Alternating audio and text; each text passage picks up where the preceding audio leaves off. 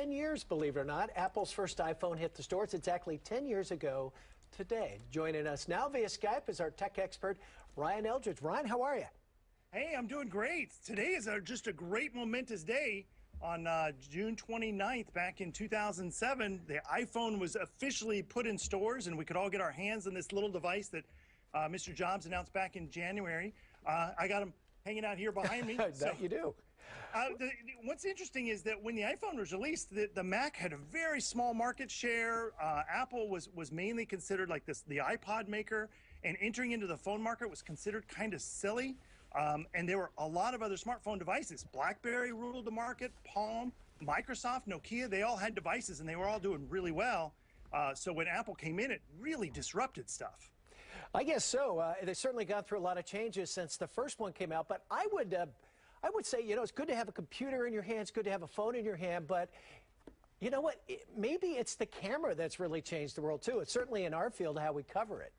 Oh yeah, you know, the iPhone itself has disrupted almost every market that we can think of, from cameras. I mean, we used to have these little portable cameras we used to carry around, that's gone. We used to have little iPods we'd carry around, that's gone.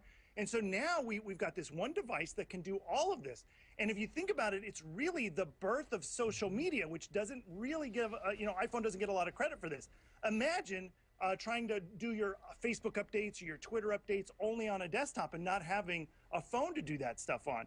Back before the iPhone came out, all of that stuff was so tedious. Right. Browsers were terrible. If you remember texting, oh my gosh, you'd have to press like A 3 times. That's and right. 6, 4, 7 times. It was those old flip phones.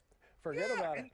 Well, talk about the pressure that's on Apple, because every 6 months to a year, they got to reinvent themselves to their stockholders, to the people out there. They got to make a bigger and better iPhone, and that's a lot of pressure. And since Jobs' passing, obviously Tim Cook has been under a lot of pressure to innovate. But one thing that nobody really thinks about is Apple was never an innovator. What they did was they took existing technologies and brought them together and made something spectacular.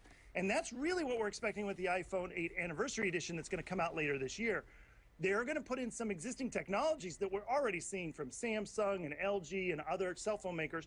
So you might see wireless charging for one, bevel-less or all glass, so that way you can charge just by setting it on your desk without having to plug it in. That seems kind of cool. There's going to be an entire screen where you can just press the screen anywhere on it and it'll read your fingerprint to unlock. Also, there's facial recognition, so that way it'll unlock when it sees your face. Again, all of these technologies exist in different devices, but of course, once Apple gets its hands on it, they're going to perfect it, and then everybody's going to give Apple credit for it. Well, that's coming up in the next couple of months. I can only imagine the next 10 years we shall see. Ryan Eldridge, good stuff, our tech expert. Thanks so much.